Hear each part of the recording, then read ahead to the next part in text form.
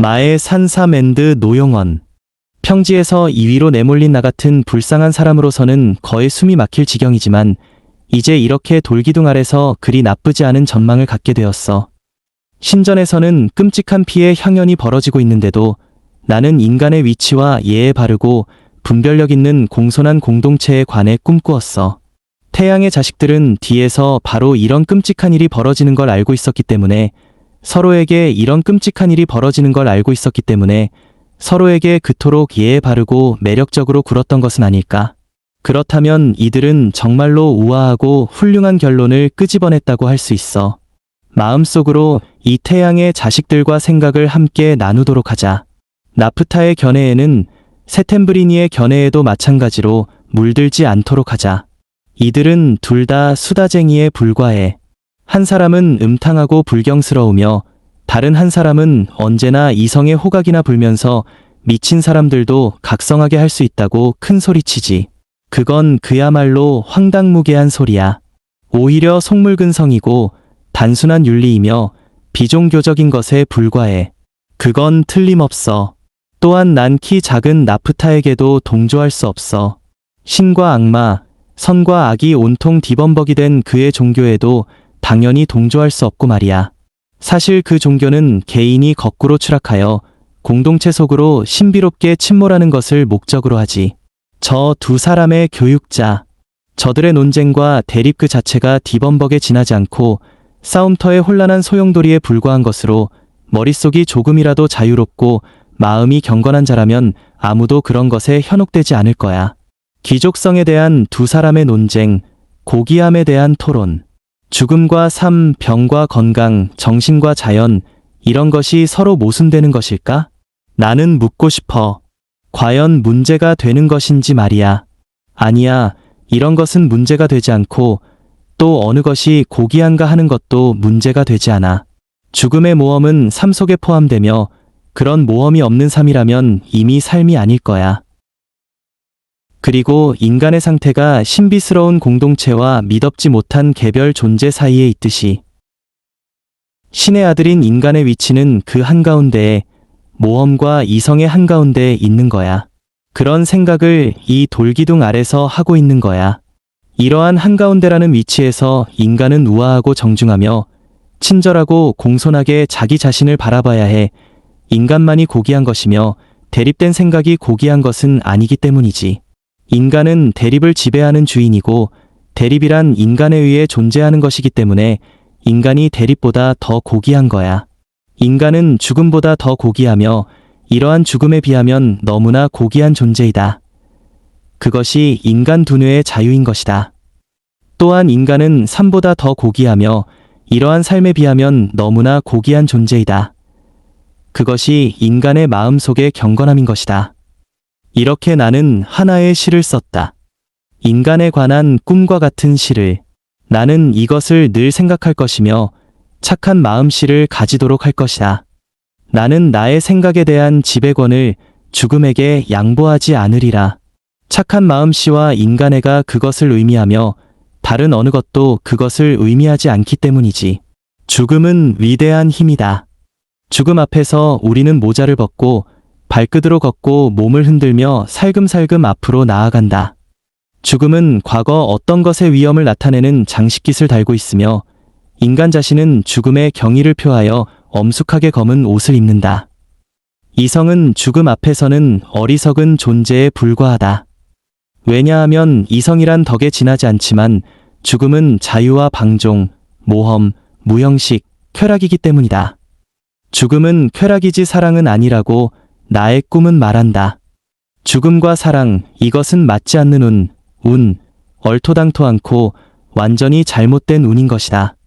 사랑은 죽음에 대립하고 있으며 이성이 아니라 사랑만이 죽음보다 더 강한 것이다. 이성이 아니라 사랑만이 선량한 생각을 갖게 한다. 형식 역시 사랑과 착한 마음씨에서만 생기는 것이다. 즉 분별력 있고 우정 어린 공동체의 형식과 예절, 인간의 아름다운 나라의 형식과 예절은 피의 향연을 은밀히 생각함으로써 사랑과 선의에서 태어나는 것이다.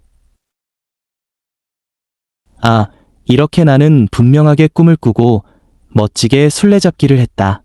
나는 이것을 늘 생각할 것이다. 마음속으로 죽음에 대해 늘 성실하게 임할 것이다.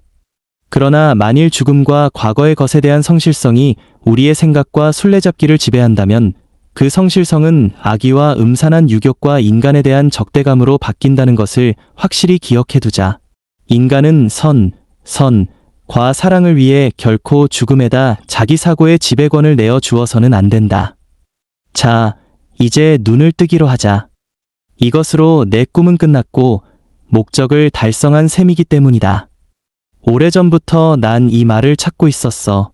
희패가 나에게 모습을 나타낸 장소에서, 나의 발코니에서, 그 밖에 어느 곳에서도 바로 그 말을 찾기 위해서 이 눈 덮인 산속에 들어왔던 거야.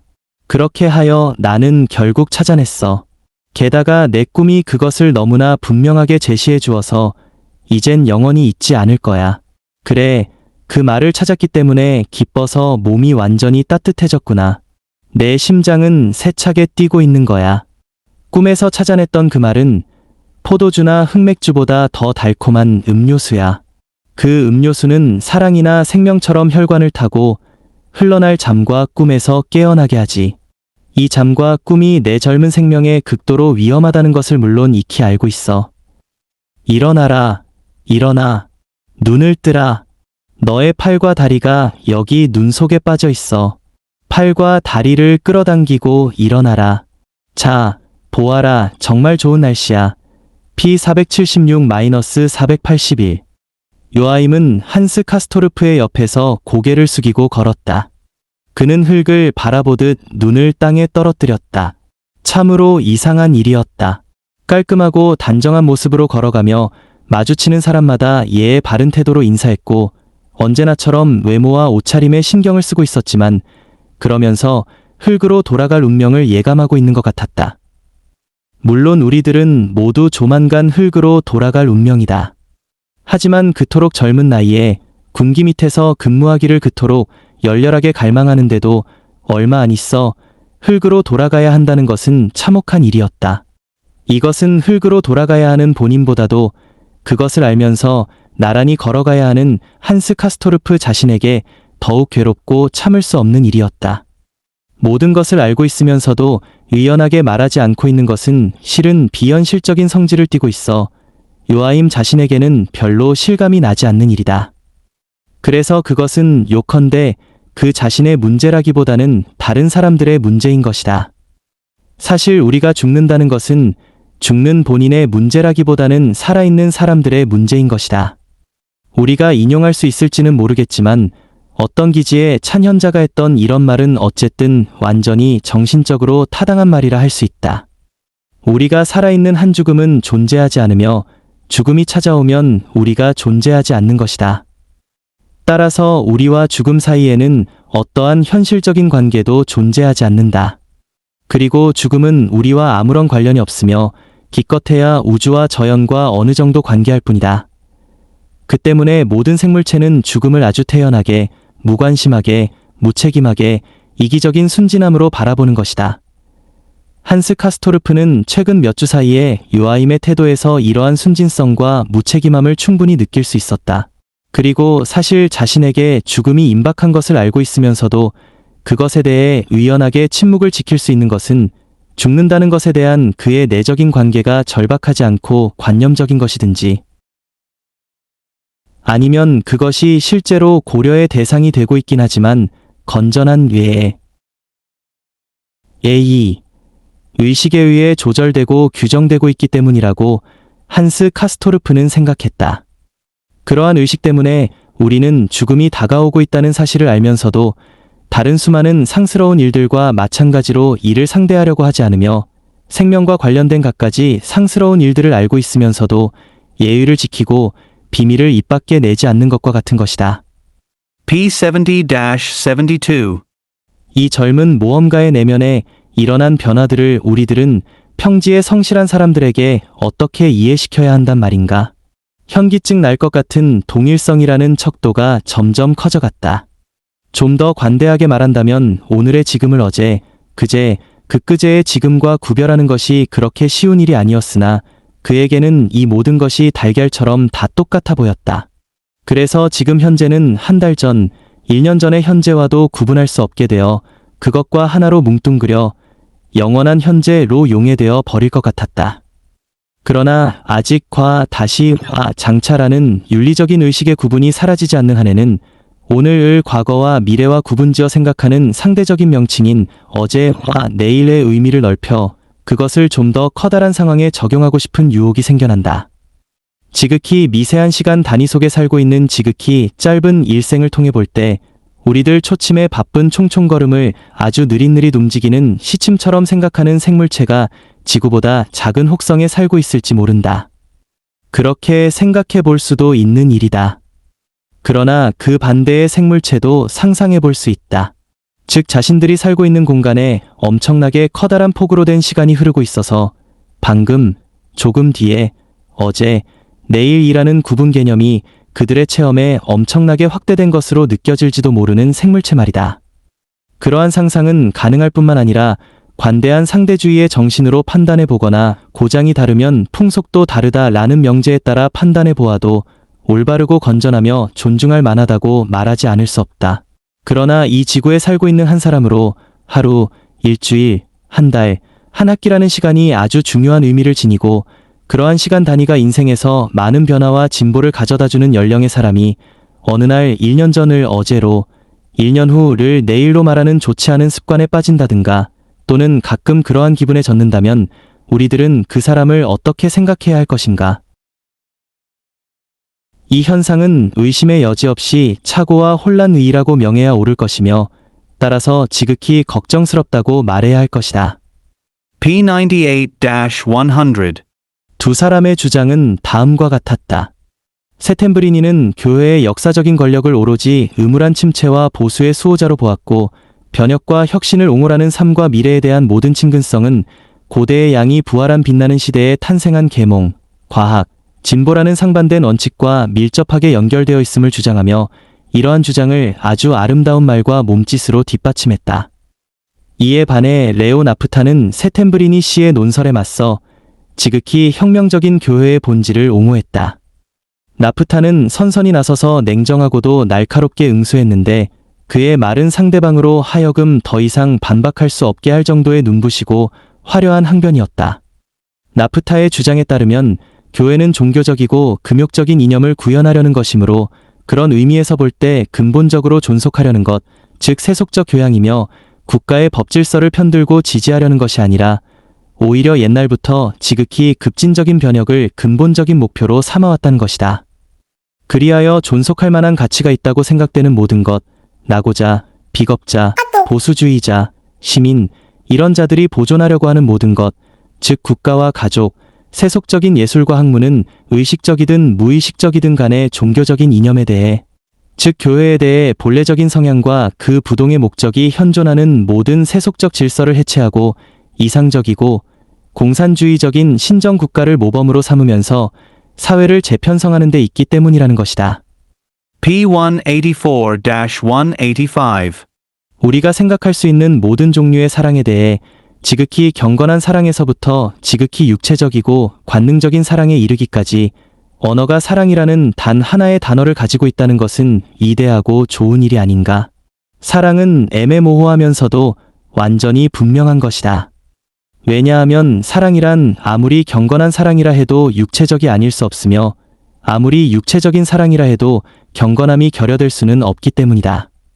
삶에 대한 교활한 친근성이라는 형태로 나타나든 간에 사랑은 언제나 사랑 그 자체이다. 사랑은 유기적인 것에 대한 공감이며 부패의 운명을 지닌 육체를 감동적일 정도로 관능적으로 포옹하는 것이다.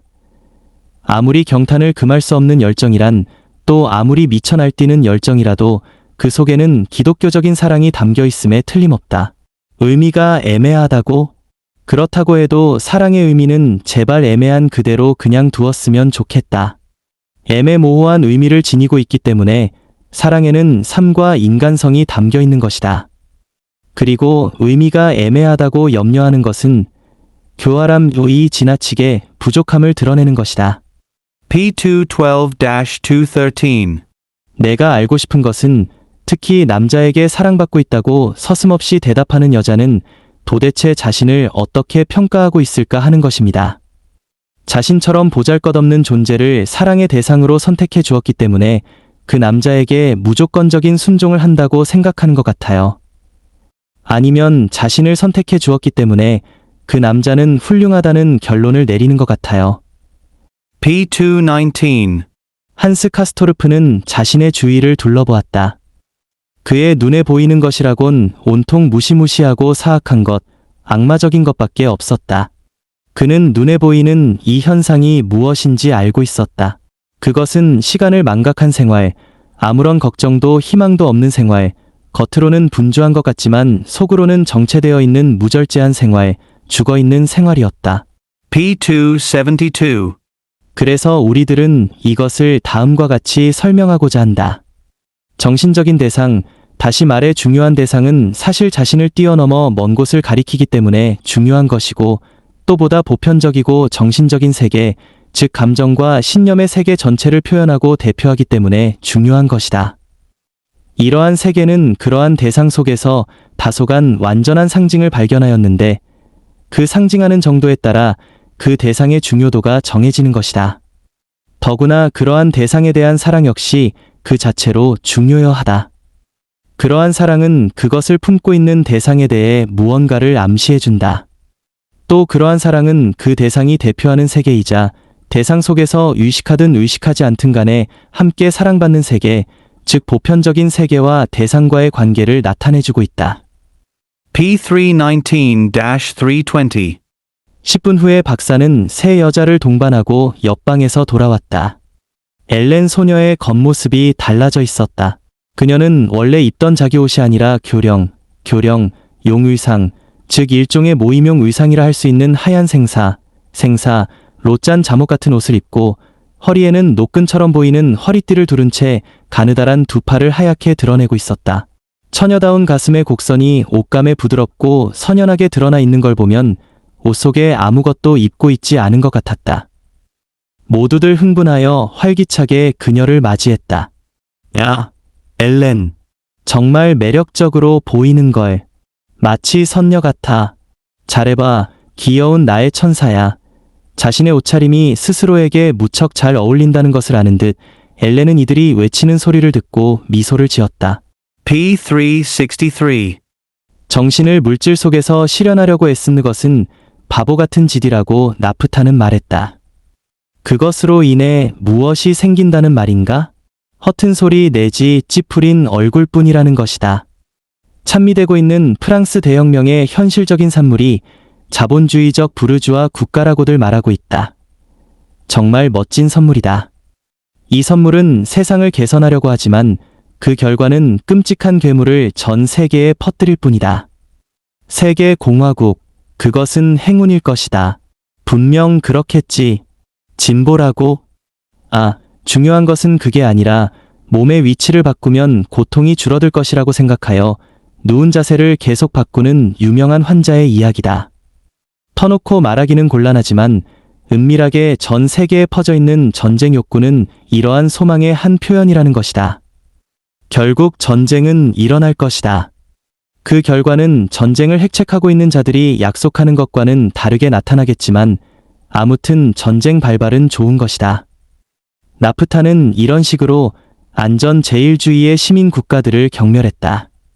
그가 이 말을 입 밖에 낼 기회를 잡았던 것은 어느 가을날 모두들 함께 큰 거리를 산책하다가 갑자기 비가 내리기 시작하자 약속이라도 한 듯 모두가 우산을 펴들기 시작할 때였다.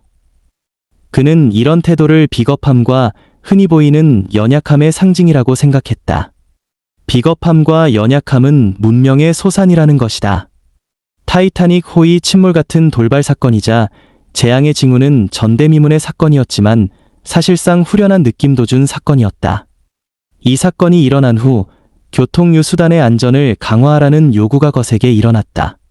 안전이 조금이라도 위협을 받게 되면 언제나 예외 없이 격앙된 목소리가 터져나왔다.